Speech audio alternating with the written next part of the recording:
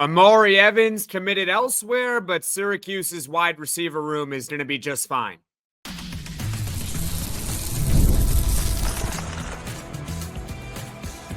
You are Locked On Syracuse, your daily podcast on the Syracuse Orange. Part of the Locked On Podcast Network, your team every day. Hello, everyone, and welcome into Locked On Syracuse. I'm Jackson Holzer, and thank you for making us your first listen of every single day here on the Locked On Podcast Network, your team every day. We are free and available wherever you get your podcasts, and on today's show, Syracuse football transfer portal target Omari Evans committed last night, not to Syracuse, rather to Big Ten, Washington. That's right. The wide receiver room is going to be just fine for Syracuse football. However, the Orange have been not really active in the portal. Could Syracuse be waiting until the spring? That's what we're going to be talking about here on today's edition of Locked On Syracuse. And today's episode is brought to you by Game Time. Download the Game Time app, create an account, and use code Locked On College for $20 off your first purchase. So the big news that dropped last night, I believe it was right after Syracuse basketball got smacked by Clemson, Omari Evans, the Penn State wide receiver that the Orange were going after, committed to Washington. For those that don't know, Omari Evans is a field-stretching wide receiver. He was a starting wide receiver for Penn State, and he actually visited Syracuse last weekend. So the Orange were definitely interested in him, and I made a number of podcasts here on this channel talking about how this would be a great addition for Syracuse football, okay? But my first reaction to this news was the wide receiver room for the Orange is going to be just fine, in my opinion, all right? Dare I say, if you're watching this on YouTube, you can see to the right on today's show, the wide receiver room is actually good for Syracuse football. I'm not going to sit here and say that, oh, Omari Evans is no longer a good player. I didn't want him anyway just because Syracuse didn't get him. But I will be consistent on this point, and that is he wasn't really a huge need for Syracuse. Could the Orange have used another weapon? Sure. You can never have enough weapons, right? And I think he's a really good player that would have helped this team. But they didn't need him because if you look at the projected depth chart of Syracuse football's wide receivers, I think you come to the same conclusion as I have, which is they're pretty okay at wide receiver. I mean, number one, you got Darrell Gill, all right? He's entering his third season in college football, and he took a big jump from 2023 to 2024. In 2023, he had 60 total yards receiving in a full season. Granted, I think he was a true freshman then, but only 60 yards, right? And then in 2024, so this past year, he's got nearly 600, 570 to be exact. He had over 30 catches as well. He was really good down the stretch, especially for Syracuse football. And I think he could take a big leap again in 2025 as the team's number one outside wide receiver. So you got Darrell Gill. And then if you look at wide receiver 2 on the depth chart, all right? We're talking about the 2 outside wide receivers. We'll get to Trebor Pena soon, all right? Don't come at me. I know Trebor Pena exists. But it's going to be a battle for wide receiver 2 on this depth chart as far as the outside guy. It could be Umari Hatcher. It could be Zeed Hayne. It could be Justus Ross-Simmons. It could be Emanuel Ross. It could be Tyshawn Russell, now the one receiver that the Orange have gotten in the portal, the transfer from South Carolina. Remember, Chris Long Jr. was the one who started this whole thing because he transferred from Rutgers to Syracuse, but decided to reopen his recruitment. That's why I think the Orange were going after Omari Evans in the first place. But just because now that there is a competition for wide receiver 2, in my opinion, it doesn't make it a bad competition. I think a lot of these guys are really talented or have a lot of upside, in my opinion. I mean, look at Zeed Hayne, for example. Zeed Hayne entered last season having Jackson Meeks' role. He was the number one outside wide receiver for Syracuse football. He plays the first 2 games. He was okay in those first 2 games. I mean, we don't really know how he would have done the rest of the season if he would have gotten better because, well, he missed the rest of the season due to personal reasons, right? But all indications is that he's coming back to Syracuse for 2025. Maybe he steps up and becomes a starting wide receiver once again. Oh, by the way, he was a 4-star recruit in 2023 for Georgia. He redshirted that season, but then he comes to Syracuse with a lot of hype. So you got Zeed Hayne, right? Emanuel Ross was a 4-star recruit in 2024. So he's got a lot of upside, right? Omari Hatcher is a veteran wide receiver. Tyshawn Russell, he's not the most notable transfer wide receiver in the portal, but he is coming from South Carolina. So perhaps it could be another Jackson Meeks situation where you got a player who couldn't really see the field at an SEC school. Jackson Meeks was at Georgia, Tyshawn Russell at South Carolina. He comes over to Syracuse. Maybe he gets more of an opportunity. And next thing you know, he becomes an all-conference wide receiver. I'm not saying Tyshawn Russell is going to be an all-conference wide receiver. At minimum, though, he could provide decent depth for Syracuse next season. But he's got upside. There's no doubt. He's a young player. He was a recruit in 2023. And he got Justus Ross-Simmons, who was an all-conference wide receiver at Colorado State. Now, correct me if I'm wrong. I believe Colorado State is in the Mountain West. I know that is not a Power 4 conference, but still, all-conference is nothing to sneeze at. And he was a depth wide receiver for the Orange this past season. But he could maybe step up and have a bigger role. So I think they're fine at the outside wide receivers. You got Darrell, Gill, and so many other players who could start on the outside for the Orange. And then you got the inside, right? Let's talk about Trebor Pena now. Now, before you freak out on me, how could you not mention Trebor Pena as a top 2 wide receiver? Just listen to my reasoning, okay? The way it works on the depth chart is the top 2 wide receivers are on the outside, 1 and 2. Trebor Pena is the wide receiver 3 solely because that's his position as the slot receiver. It's where it's semantics, okay? But he is the number 1 option on this team. It's just where he's slotted on the depth chart. And he's coming back, which is great because this past season he was second team All ACC. And you can make the argument, and I think there's plenty of time to have this debate over the course of the offseason, but you can certainly make an argument he is now the best slot receiver in the entire country. I know it's a bold statement, but it might be true. How many slot receivers were better than Trebor Pena in 2024? Xavier Restrepo from Miami? I'll give you that.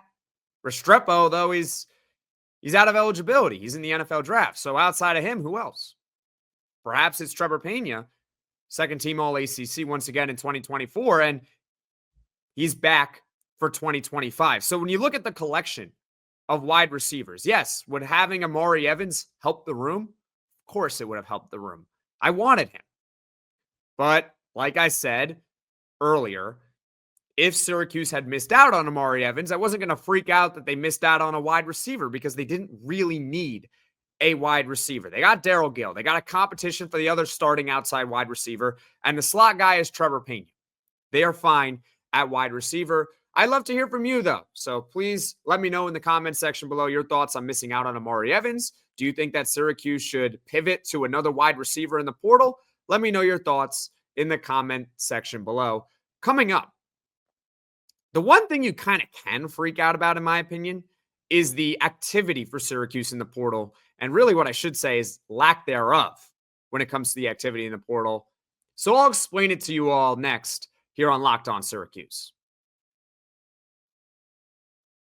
Therapy is a game changer. It can help manage stress, improve sleep, and communicate more effectively. But finding the right therapist and fitting sessions into a busy schedule can be a challenge. That's where TALKSPACE comes in. TALKSPACE, the leading virtual therapy provider, makes getting the help you need easy, accessible, and affordable. With TALKSPACE, I should say, signing up is simple. You can match with a licensed therapist who fits your needs, usually within 48 hours, and it's convenient. You can have sessions from the comfort of your home and even message your therapist between appointments. Plus, TALKSPACE is covered by many insurance plans, and for most insured members, there's a $0 copay. It's never been easier to prioritize mental health. As a listener of this podcast, you'll get $80 off your first month with TALKSPACE when you go to TALKSPACE.com/LockedOnCollege and enter promo code SPACE80 to match with a licensed therapist today. Go to TALKSPACE.com/LockedOnCollege and enter promo code SPACE80 to get $80 off your first month and show your support for the show. That's TALKSPACE.com/LockedOnCollege, promo code SPACE80. Thank you for making Locked On Syracuse your first listen of every single day here on the Locked On Podcast Network, your team every day. We're free and available wherever you get your podcasts. I'm Jackson Holzer. And folks, if you really like this podcast, be sure to hit that subscribe button, tell all your friends about it so this channel can grow. and reach all Syracuse Orange fans. On today's show, we are talking about Omari Evans committing to Washington. It's not the end of the world for Syracuse football because the wide receiver room as is before Omari Evans, it's fine. It's pretty good, I might add. I like it, all right? We talked all about it here on that first segment. But now let's talk about the lack of activity for Syracuse football in the transfer portal. And I think it's pretty obvious that the Orange have been a lot less active in the portal this time around compared to last season. Last season, it was Fran Brown's first year with Syracuse, and obviously he burst onto the scene, not just with the wins and losses, but in the offseason as well with his portal activity. In 2024, Syracuse football took 19 transfers overall. It's a good number.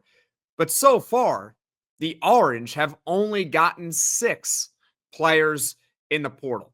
Now, this isn't necessarily too surprising, and I'll tell you why here, because Fran Brown told us this, I believe, back in November. I mean, the Orange took a boatload of high school players, which you only have a certain amount of scholarships. That limits the amount of players that a team can get in the transfer portal. So that I completely understand. And for the numbers' sake, in 2024, Syracuse football took 26 high school players. In 2025, the Orange took 35 high school recruits, which actually led the entire country.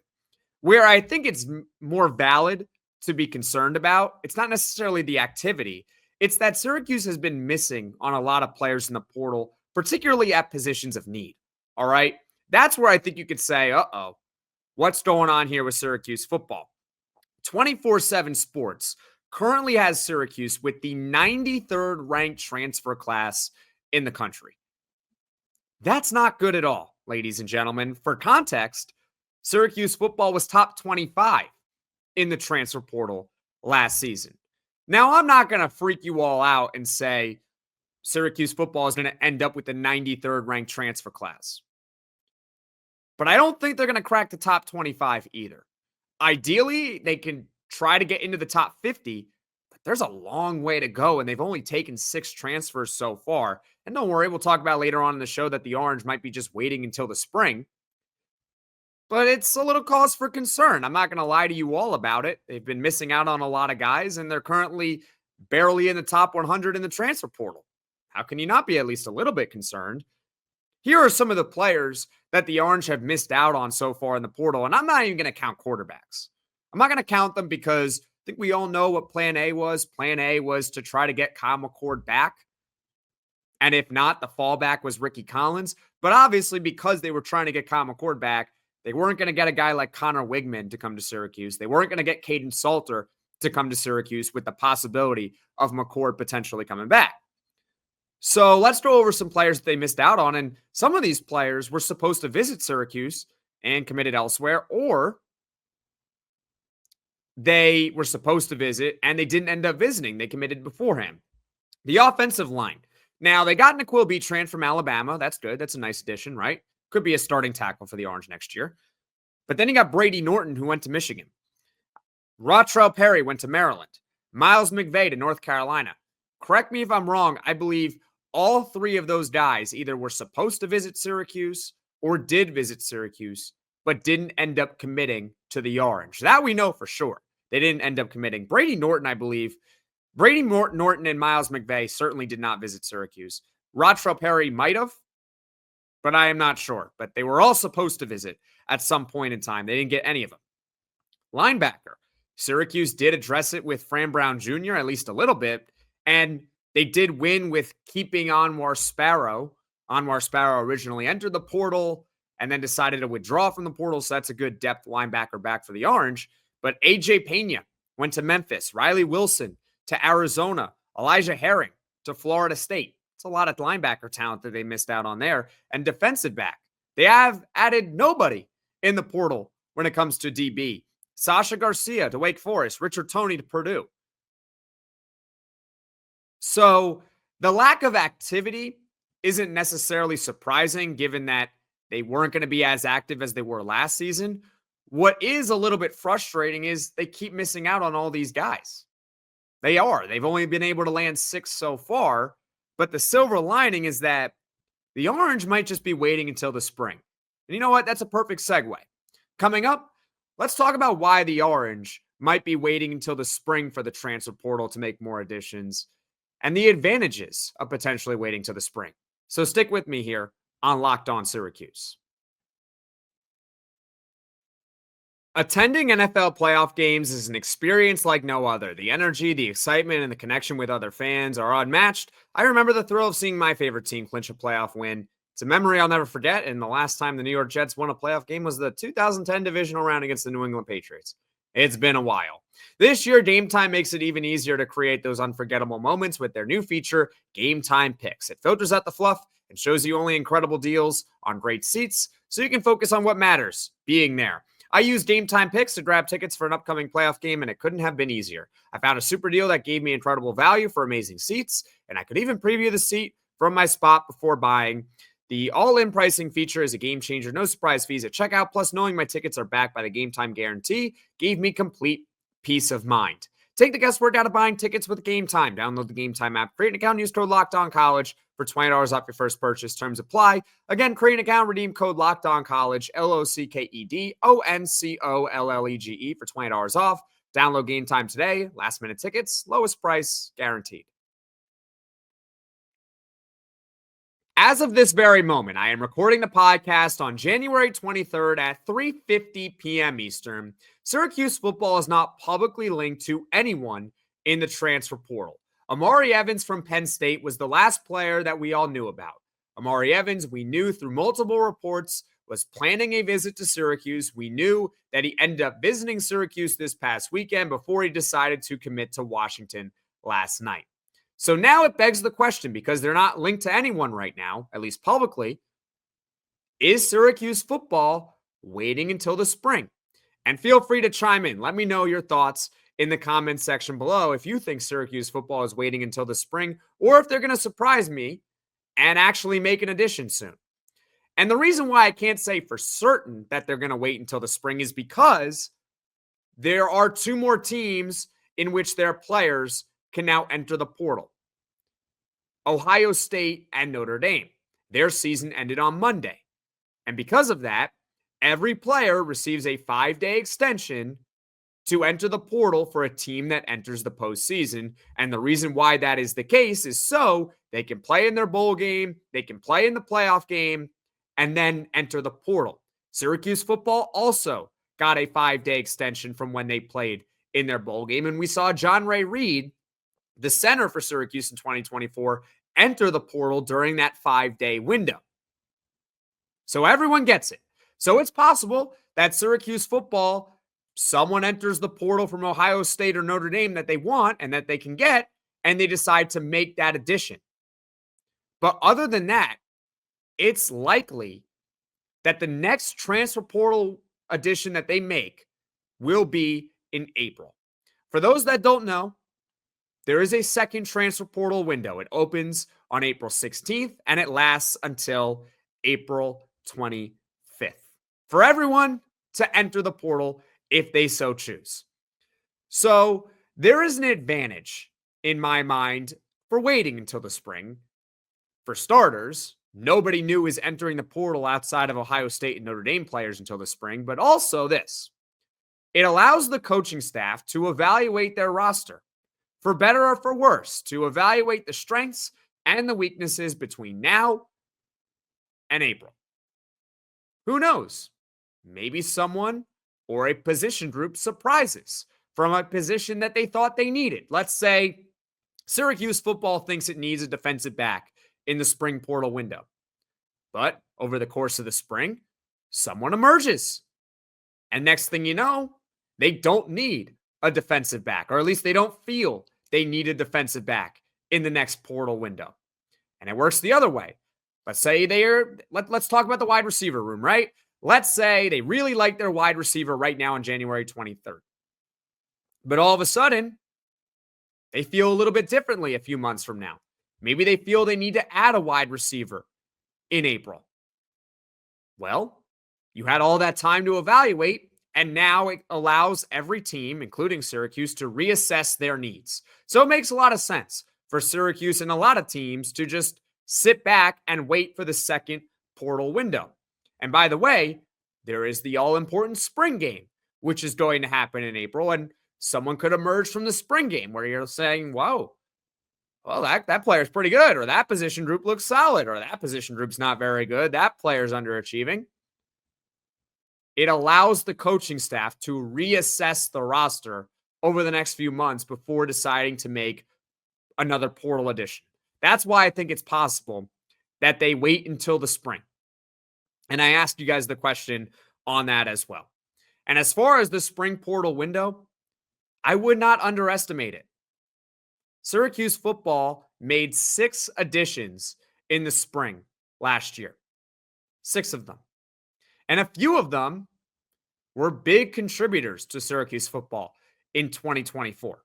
Let's talk about them, all right? Clarence Lewis was the #1 corner for Syracuse all year in 2024. Savion Washington, starting tackle for the Orange in 2024. You had Justus Ross-Simmons, who ended up being a depth wide receiver, but I think myself and many others had high hopes for Justus Ross-Simmons. And we talked about in the first segment how maybe he can recapture that form he had at Colorado State, where he was an all-conference wide receiver. Michael Johnson Jr. ended up being the backup quarterback to Kyle McCord all season long. You had Marcus Washington, a defensive back from Louisville. Before that, he was at Georgia. And also Will Nixon. So Syracuse football made solid additions in the transfer portal last year in the spring. And I think it's possible they're going to wait until the spring to make any more moves in the portal. But I'd love to hear from you in the comments section below if you think Syracuse is waiting or you think they might just strike in the next couple of days and try to get a Notre Dame or an Ohio State player. As far as what is coming up on the podcast in the future, during the time of this recording, I saw on Twitter that we got a report from 24/7 Sports that Syracuse football is targeting a new special teams coach. So we are going to talk about that on a mini podcast tomorrow. Also tomorrow is Poll Friday, which is an early regular season win prediction for Syracuse football in 2025. And then on Saturday, Syracuse basketball is taking on Pitt at 12:30 p.m. Eastern. Win, lose, or draw, there is going to be a full post-game reaction podcast. Thank you for making Locked On Syracuse your first listen today. And for your second listen, you can check out the Locked On ACC podcast. I actually hosted the most recent edition of Locked On ACC with Kenton Gibbs, and we talked a lot of football. We talked a lot of basketball. Louisville is hot. Who else besides Duke, right? You can find Locked On ACC on YouTube or wherever you get your podcasts. Folks, thank you all so much for watching. Thank you all so much for listening. If you like this podcast, be sure to click that like button. If you really like this podcast, tell 1 or 2 of your closest Syracuse friends about the Locked On Syracuse channel so this channel can grow, reach all Syracuse Orange fans. Be sure to hit that subscribe button, turn on those notifications so you know when I am dropping the next podcast, and I will see you all again tomorrow.